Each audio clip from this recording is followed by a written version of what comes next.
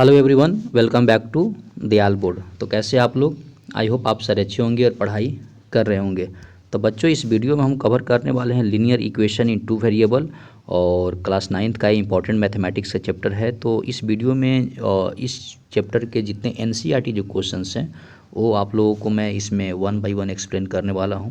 तो आप लोग इस वीडियो को अंत तक देखें और किसी भी तरह का अगर डाउट वगैरह हो तो आप ज़रूर कमेंट कर सकते हैं। और आप लोगों से एक रिक्वेस्ट है कि आप लोग कॉपी और पेन लेकर ज़रूर बैठा करें और वीडियो को पॉज करके आप लोग है ना नोट डाउन करें। उससे क्या होगा कि आप लोगों की थोड़ी सी प्रॉब्लम सॉल्विंग की जो एफिशिएंसी है वो है ना वो थोड़ा सा इंक्रीज करेगा। ओके, तो शुरुआत करते हैं आपका। और इसमें हम लोग कवर करेंगे आपके सबसे पहले एक्सरसाइज आपका 4.1 के जो क्वेश्चन एनसीईआरटी में वो कवर करेंगे। तो शुरुआत करते हैं आपका क्वेश्चन नंबर 1 से। Question number 1, the cost of a notebook is twice the cost of a pen. इसका मतलब ये बोल रहा है कि किसी नोटबुक का जो कॉस्ट है वो पेन के कंपेयर में कितना है, आपका दुगना है। मतलब और कॉस्ट पेन का अगर मान लो कीमत अगर 1 रुपया है तो नोटबुक का कितना आ जाएगा, 2 रुपया आ जाएगा। ठीक है, तो write a linear equation in two variable to represent this statement. तो कहता है कि इसको आपको एक इक्वेशन के टर्म इसको रिप्रेजेंट करना है कि कैसे लिख सकते हैं। अब जैसे मान लो इसी में मान लेते हैं आपका कि कॉस्ट ऑफ नोटबुक अगर मान लेते एक्स मान लेते हैं, एक नोटबुक का कॉस्ट कितना अगर एक्स मान लेते हैं और एक पेन का कॉस्ट अगर वाई मान लेते हैं, तो स्टेटमेंट के अकॉर्डिंग क्या हो जाएगा कि एक जो नोटबुक का जो कॉस्ट है पेन से देखो दुगना है, यानी कितना हो जाएगा, एक्स इक्वल टू कितना आ जाएगा, 2y आ जाएगा। अब इधर लेके आता है साइन चेंज करता है, यानी x minus 2y equal to कितना आ जाएगा, 0। ठीक है, इसके बाद question number 2, express the following linear equations in the form of ax plus by plus c equal to 0। कहता है कि इसको है ना जो गिवन जो लीनियर इक्वेशन है उसको आप लोगों को इस फॉर्म में क्या करना है, ब्रेक करना है। ax plus by plus C equal to 0 and indicate the value of a b c in इस टर्म। और क्या करना है कि इस इक्वेशन में a b और c का वैल्यू क्या होगा आपको बताना है।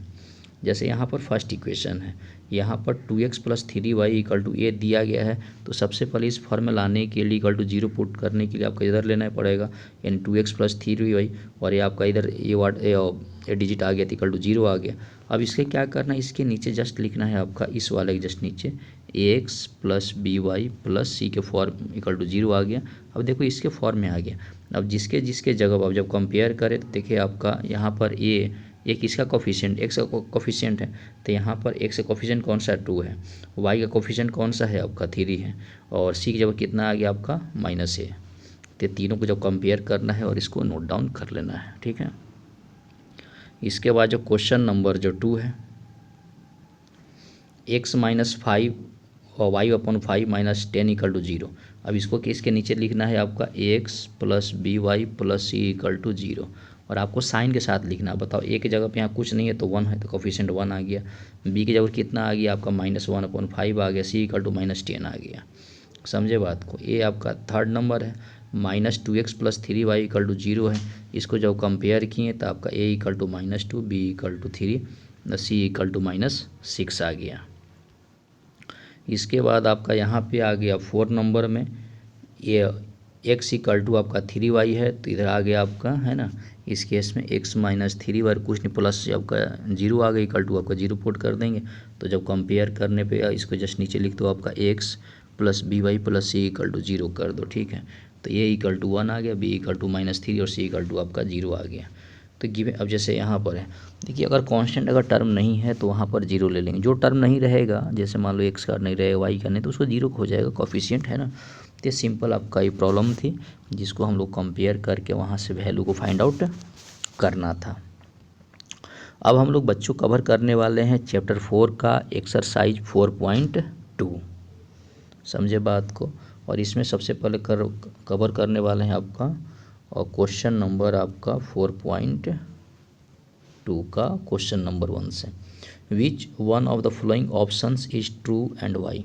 कहता है कि इसमें से जो गिवन इक्वेशन है इसमें आपका कौन सा ऑप्शन करेक्ट है और क्यों करेक्ट है।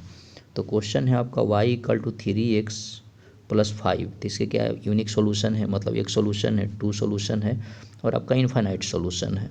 तो इस क्वेश्चन का बच्चों क्या हो जाएगा, ऑप्शन थर्ड हो जाएगा, इस इक्वेशन का इनफाइनाइट सोल्यूशन होगा।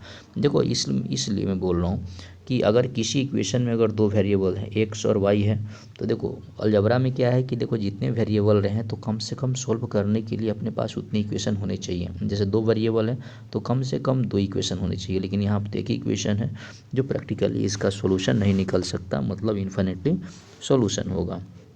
देखो ये बात यहाँ पर मैं बता रहा हूँ, इनफाइनाइटली मेनी सोल्यूशन होगा।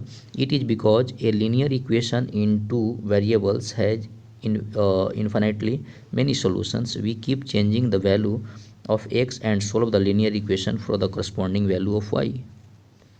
उसके बाद अब नेक्स्ट क्वेश्चन,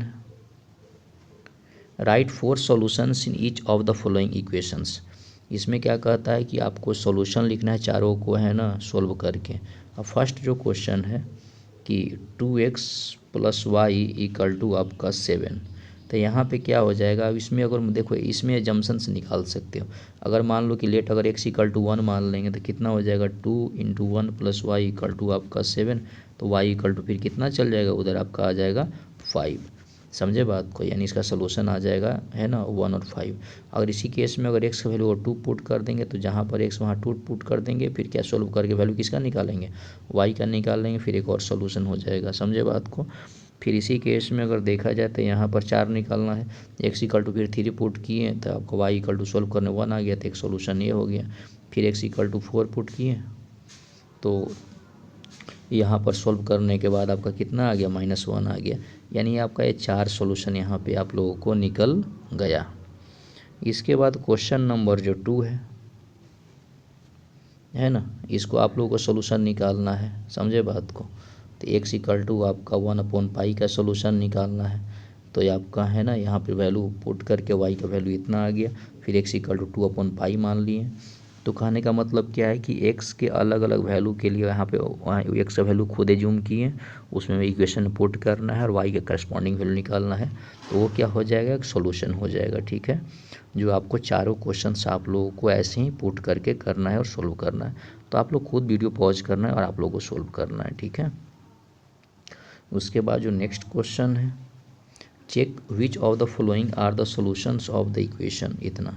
अब इसमें क्या है कि एक इक्वेशन दे दिया है, इसमें आपको सॉल्यूशन पुट करना है। तो देखो जब भी अगर सॉल्यूशन अलजेब्रिक सॉल्यूशन अगर दिया रहे और उसका पूछे कि अब सही है नहीं है, तो आपको क्या करना है, उसके सॉल्यूशन को उस इक्वेशन में पुट करना है।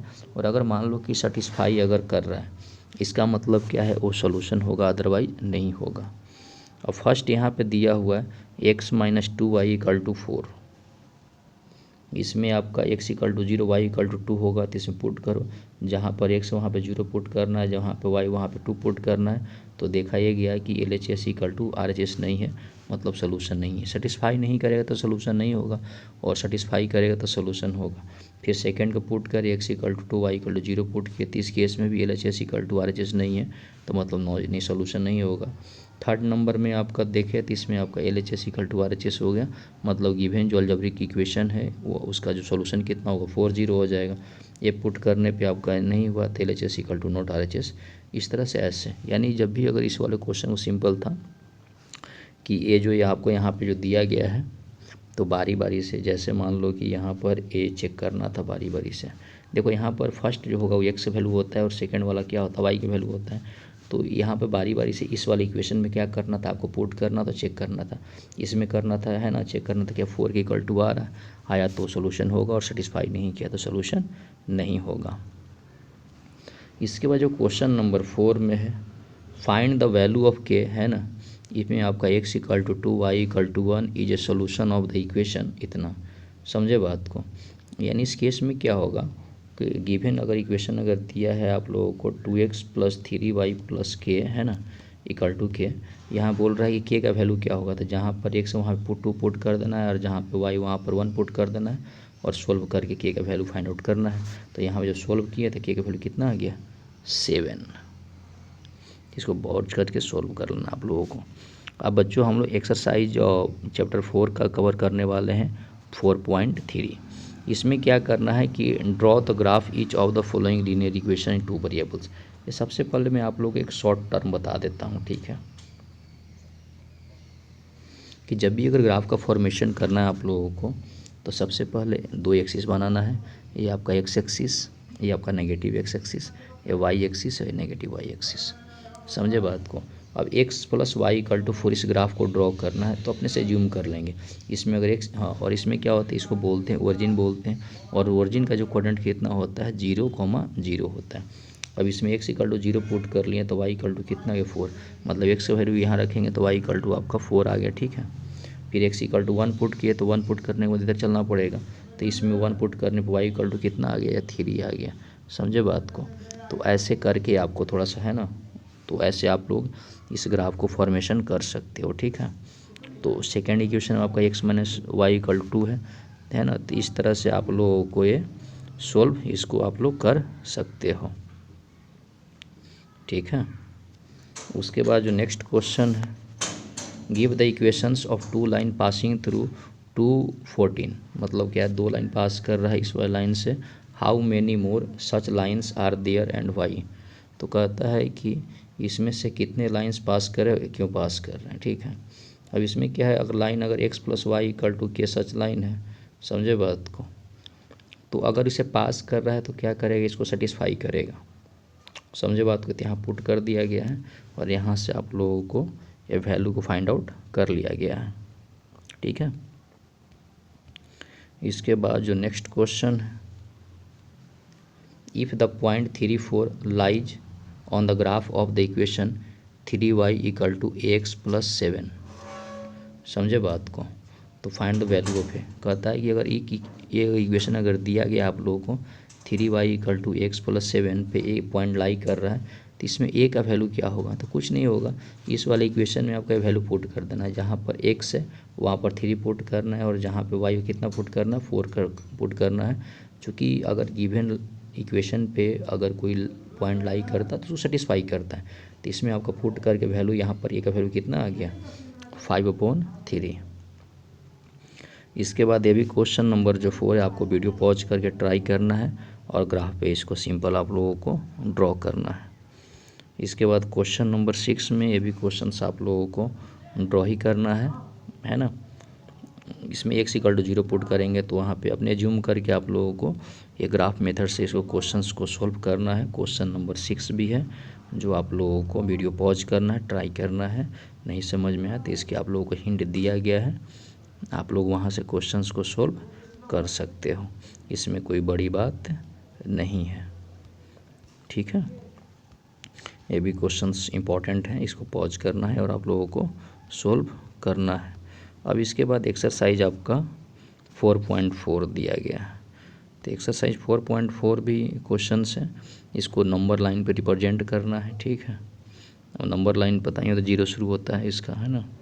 तो इसमें वैल्यू जो सॉल्व करने वाला जो वैल्यू आता है उसको नंबर लाइन पर रिप्रेजेंट करना है, तो आप लोग आराम से कर सकते हो। तो बच्चों, इस वीडियो में हम लोगों ने कवर किए इम्पॉर्टेंट लीनियर इक्वेशंस के कंसेप्ट्स। आई होप आपको वीडियो पसंद आया होगा, तो पसंद आए तो लाइक, सब्सक्राइब, शेयर करें ताकि मुझे मोटिवेशन मिले और आप लोगों के लिए मैं ऐसी वीडियो बनाता रहूं। तो पढ़ाई करते रहें। All the very best. Thank you.